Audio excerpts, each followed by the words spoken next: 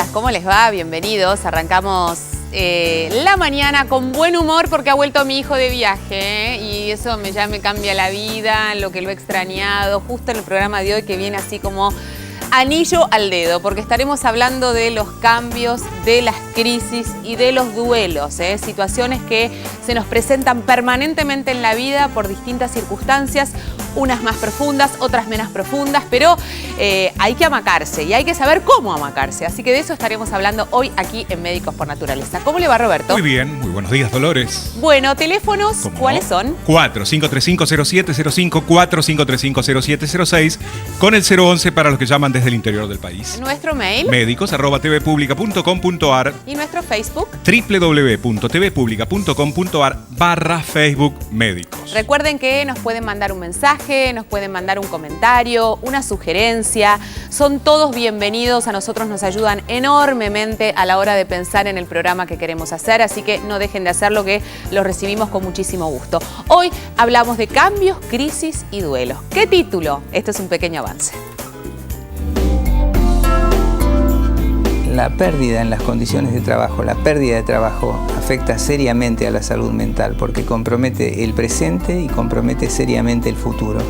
Nosotros tenemos que ver cómo se puede recuperar una idea de presente y de futuro que ha quedado perdida en la pérdida del trabajo, y trabajamos en salud mental para ver cómo recuperar lucha, condiciones de lucha, para restablecer un proyecto de vida en torno al trabajo. Un mito frecuente y lamentablemente bastante difundido es que la naturaleza de la adolescencia implica que el adolescente tenga una actitud de rebelión, de cuestionamiento, de confrontación con la autoridad, con los principios. La verdad que esto no es así. Los adolescentes lo que necesitan es autonomizarse, necesitan diferenciarse, necesitan crear su propio guión personal. En ese proceso de diferenciación, a veces se rebelan, muchas veces se rebelan, pero se rebelan fundamentalmente cuando en el entorno, tanto en el entorno primario, el entorno familiar, como en el entorno secundario, en la sociedad, encuentran que los valores que se les transmiten no son coherentes, cuando encuentran que las normas que se le transmiten son paradojales, cuando ven en las figuras de autoridad inconsistencia, falta de coherencia, dobles mensajes, y entonces allí se revelan. Bueno, como verán, estaremos hablando de distintas etapas de la vida, los cambios a todo nivel, cuando los hijos crecen, cuando se termina una etapa laboral intensa y empieza una nueva etapa, qué pasa con la jubilación, qué pasa con la sensación de que ya está, esa sensación de que ya está, que angustia tanto y que es tan fea y que nos deja como un sabor amargo, porque en el fondo nunca ya está. Ya vamos a averiguar de qué se trata, cómo hacer, cómo encarar y cómo ayudar, cómo acompañar un proceso de duelo, que es tan difícil. Uno se para frente a un ser querido y decís, ¿y ahora qué hago? Estoy en silencio, digo, doy un consejo, abrazo. ¿Cuál es mi espacio? De todo eso hablaremos en el programa de hoy. Pero tenemos otra información que compartimos con el doctor Berman. ¿Cómo le va, Guido? Buen día. Muy buenos días, Dolores. La información que tenemos para compartir con ustedes tiene que ver con la prevención, la diabetes y la alimentación.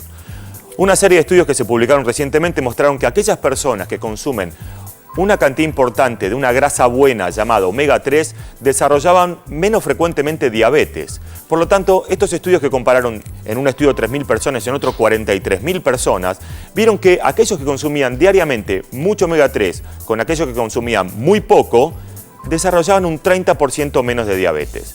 ¿Por qué resulta fundamental esta noticia? Porque el omega 3 es una grasa buena que se encuentra sobre todo en los pescados de mar y de agua profunda, en las semillas y en los aceites crudos como el de canola o el de soja e incluso el de girasol. Esto resulta fácil porque en la alimentación podemos incorporar diariamente sin necesidad de recurrir a ninguna pastilla o a ningún medicamento.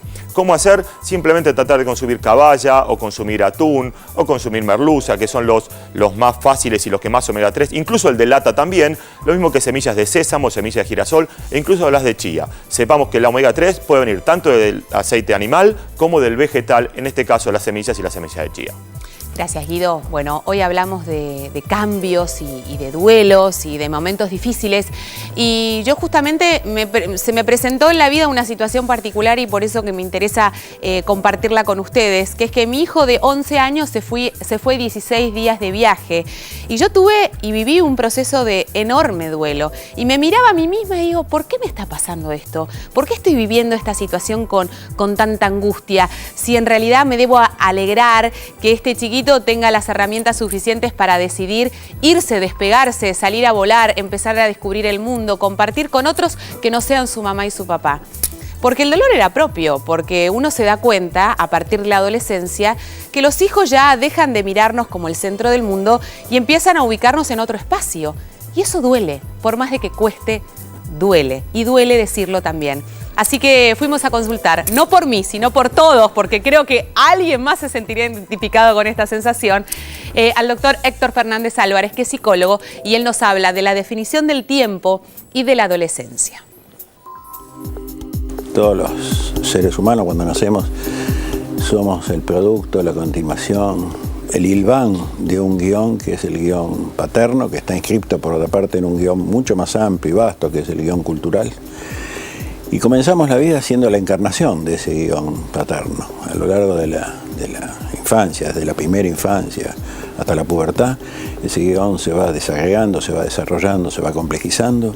Y cuando llega la adolescencia, por una serie de factores que tienen que ver con la explosión biológica, que tienen que ver con las demandas sociales y que tienen que ver también con el desarrollo cognitivo del individuo, el adolescente tiene que enfrentar esa tarea brutal de elaborar un guión que sea propio, personal. Es el guión que lo va a conducir y que le va a dar los argumentos, los personajes, y le va a dar toda la escenografía que él tiene que desarrollar a lo largo de su vida. Es lo que le va a permitir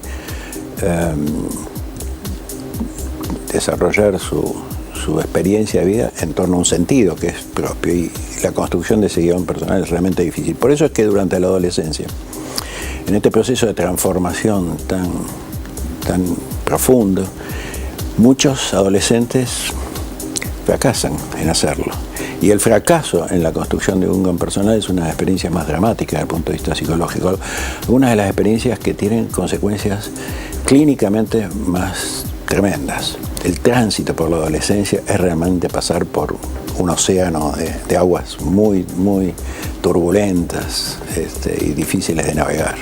Cuando llegan del otro lado, cuando llegan a la otra orilla y son jóvenes y han logrado organizar este significado personal y tener, por lo tanto, un plan de vida que les sea propio, la vida no les va a ser fácil.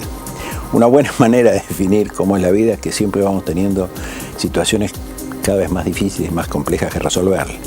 La última que nos toca resolver al final de la vida siempre es la más difícil de todas. Los padres en este proceso sufren por esa separación de los hijos, por esa diferenciación que ocurre en la adolescencia, sufren por lo que ellos no terminaron de resolver. Sufren por aquello que todavía sigue siendo una herida por la que sangran. Una herida por la que sangran en los problemas irresueltos que tienen a lo largo de la vida. De modo tal de que es un punto de partida el haber experimentado eso antes, pero también a veces es un obstáculo.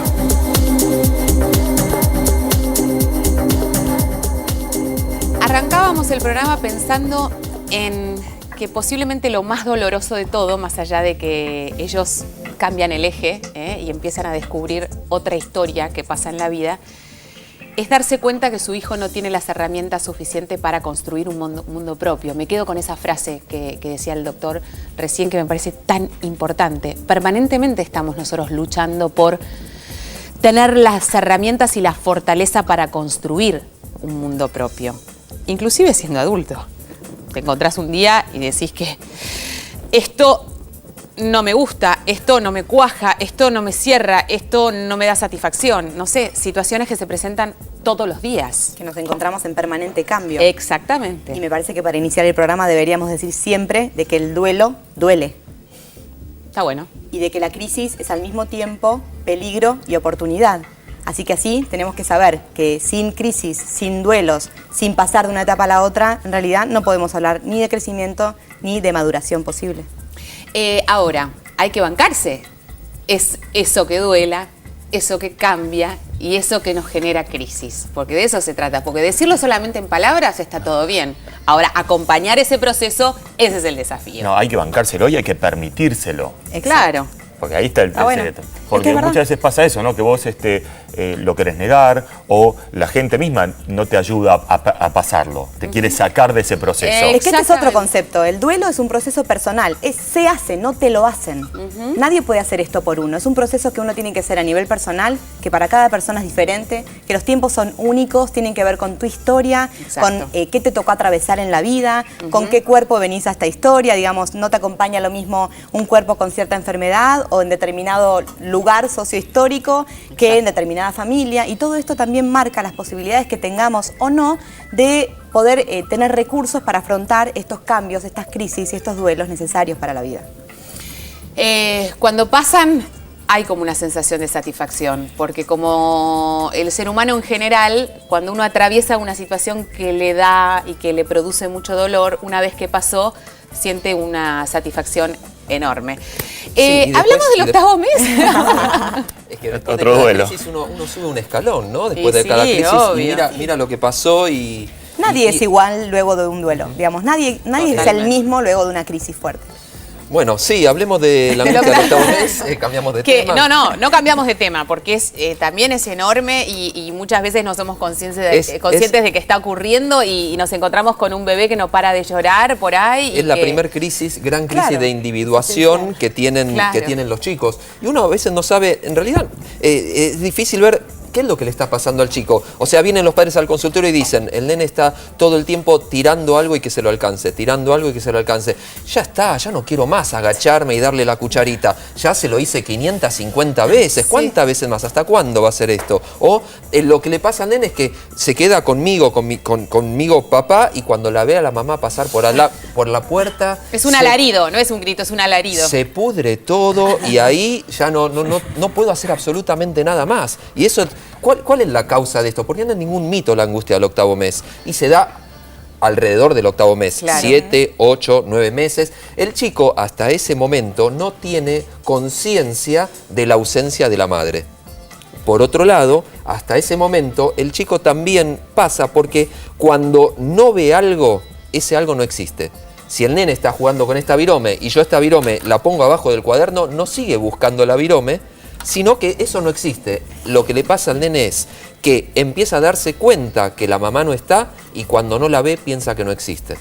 Que no la va a ver hay nunca una más. concepción errónea por parte de los hombres que piensan que las mujeres disfrutan de esta sensación, ¿no? De esta sensación de propiedad que cuando pasa la mamá, tratando inclusive en algunos momentos de esconderse y de hacer artimañas enormes para tratar de que ese bebé no se dé cuenta que la mamá está haciendo otra cosa que no sea él. También la mamá se llena de angustia porque toma conciencia y toma real conciencia de la necesidad. Y esto también pesa en la vida, la necesidad, el saber que hay que estar, porque el chico grita desesperadamente si no. Es que ¿Se entiende lo que digo? Porque el chico grita desesperadamente porque está angustiado. La angustia Exacto. no es solamente de los adultos. Y no es que uno lo tiene que dejar llorar al bebé, ya se le va a pasar, tiene que aprender a llorar, tiene que aprender que mamá se va y vuelve. Sino que el chico eso lo aprende a través del juego.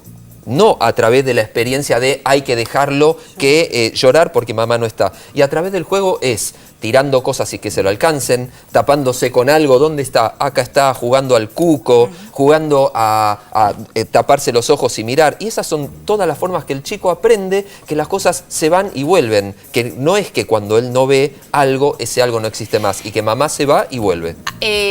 Después de jugar al cuco, es inmediato, aparece la primera carcajada. ¿Sí o no? Es que Porque es la es la alegría satisfacción más máxima, grande. porque jugar al cuco viene la primera La carcajada. alegría del encuentro. La carcajada como momento evolutivo aparece mucho antes. Sí, no, Está ya bien, la pero alegría. esa no, quiero sensación de aclarar que eso. te Sí, sí, miran sí, sí, y de que sí. se... que se- Claro. que se- ¿Sabés qué? Se ilumina la cara. No, Es no, el ¿qué tema- volviste? A es ver, el tema acá de- hay una Quiero decir, discusión. no. Yo quería rescatar algo importante que decimos siempre y hoy lo trae Sergio desde este lugar para que nos queden claro. Él está contando una primera experiencia. ¿Cuántas veces hablamos en el programa acerca de que cuando tenemos una enfermedad no queremos ir al doctor, no queremos hacernos estudios porque no queremos que aparezca? Ese pensamiento que tienen los niños cuando son chiquititos de que lo que no está, lo que no veo no existe, es al que recurrimos cuando nos queremos defender y no nos cuidamos. ¿Negación? La negación de decir, si yo no lo veo, no existe. Si yo no me hago estudios, estoy sano. ¿Cuántas veces hablamos de eso? Como para hacer una relación de lo que venimos trabajando siempre, en verdad. Y hoy lo nombramos como angustia del octavo mes, que es la primera gran angustia que nos permite ir desarrollándonos como un yo mismo. Ustedes no entren en un proceso de negación, quédense ahí, véannos, porque tenemos muchas cosas interesantes que desarrollar en el día de hoy. Así que volvemos inmediatamente. Hola, ¿cómo estás? Soy Carolina Pelleriti y acepté la invitación de Médicos por Naturaleza para contarte algo. El cáncer de mama es una enfermedad muy común en las mujeres y es curable si se diagnostica a tiempo. Por eso es muy importante que hagas un control médico anual, un autoexamen periódico y la mamografía. No te olvides que con 2 minutos de tu tiempo y un autoexamen, vos podés salvar tu vida. ¿Sabías que el plan médico obligatorio en el área oncológica cubre prevención del cáncer femenino, cobertura de diagnóstico y tratamiento de las afecciones malignas y del 100% de los medicamentos que estén aprobados en los protocolos nacionales?